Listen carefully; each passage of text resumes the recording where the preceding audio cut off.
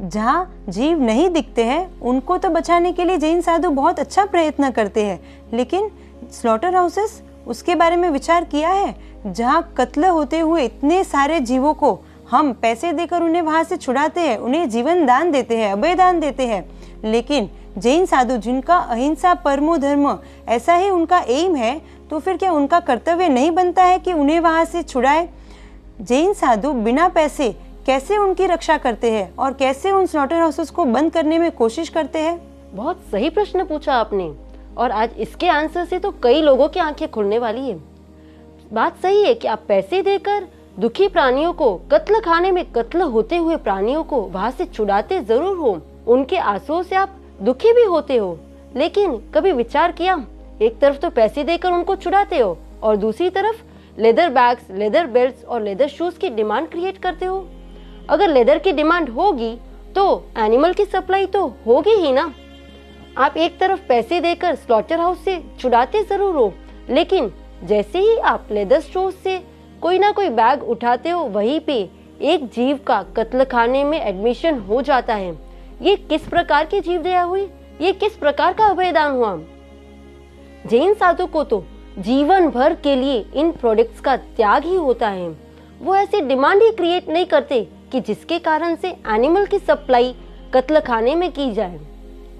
अगर एक बार के लिए ऐसा माने कि आप में से कई लोगों को शायद लेदर प्रोडक्ट्स का त्याग होगा, आप उनको यूज नहीं करते हो और इस कारण से आप उनकी हिंसा से भी बच जाते हो, लेकिन जैन साधु में तो इतनी ताकत है कि वो अपने उपदेश से उन कत्ल खानों को भी बंद करवा सकते हैं। और आप जो आज पैसे देकर जीवों को कत्ल खाने से छुड़ा रहे हो, उनमें भी कहीं ना कहीं जैन साधु की प्रेरणा रही हुई है।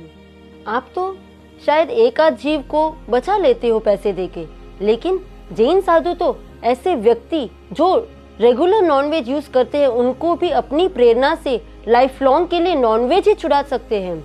एक तरफ आप पैसे देकर एक जीव को बचाते हो और दूसरी तरफ जैन साधु विहार करके लाखों लोगों के संपर्क में आते हैं, और गांव-गांव में यदि कोई नॉन वेजिटेरियन हो तो वो भी जैन साधु के प्रतिबोध से नॉनवेज से होने वाले धार्मिक लॉस और आध्यात्मिक लॉस और साथ ही हेल्थ पे होने वाले लॉस को समझते हैं और वो आजीवन के लिए नॉनवेज का यूं ही त्याग कर देते हैं। मान लेते हैं कि एक व्यक्ति दिन में एक बार नॉनवेज खाता हो, अब जैन साधु के कारण उसने नॉनवेज बंद कर दिया हो तो एक साल में 365 जीव मरने से बच गए। अब अगर वो व्यक्ति 50 साल और जीने वाला हो तो अब आप कैलकुलेट कर सकते हैं कि 50 × 365 इतने जीव मरने से बच गए। ये तो हुई एक व्यक्ति की बात। जैन साधु जब विहार करके एक स्थान से दूसरे स्थान जाते हैं तब वो हजारों लोगों के संपर्क में आते हैं। अभी हमने देखा कि एक व्यक्ति के नॉनवेज के त्याग से कितने जीव मरने से बच जाते हैं, तो सोचिए लाखों लोग जब नॉनवेज का त्याग करते हैं तब कितने जीवों को अभयदान मिलता होगा। ये कैलकुलेशन तो शायद अपने कैलकुलेटर में भी नहीं आएगा।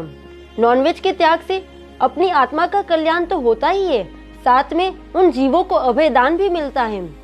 तो आप जो पैसे देकर एक जीव को बचाने की बात कर रहे हैं, वहाँ तो जैन साधु बिना पैसे लाखों लोगों को प्रतिबोध करके नॉनवेज छुड़वाकर अनेकों जीवों को मरने से बचाकर उन्हें अभयदान दे रहे हैं। तो इस तरह जैन साधु लोगों का तो कल्याण कर ही रहे हैं, साथ ही जीवों को बचाकर उन्हें अभयदान भी दे रहे हैं, वो भी बिना पैसे से। बहुत अच्छी बात है। तो इसी उपदेश को जैन साधु फ्लाइट्स में, ट्रेन्स में ट्रैवल करके बहुत से लोगों तक पहुंच सकते हैं और अपने अहिंसा का झंडा वहां पर लहरा सकते हैं। तो फिर क्यों जैन साधु इन सुविधाओं का इस्तेमाल नहीं करते हैं? जैन मीडिया पर ऐसे वीडियोस आते रहेंगे। देखने के लिए आपको Jain media YouTube channel subscribe कर नोटिफिकेशंस के लिए बेल आइकन प्रेस करना होगा। आप हमें फेसबुक और इंस्टाग्राम पर भी फॉलो कर सकते हैं। परमात्मा के आज्ञा विरुद्ध कुछ भी कहा हो तो मिच्छामि दुक्कडम। जय जिन शासन, जय महावीर।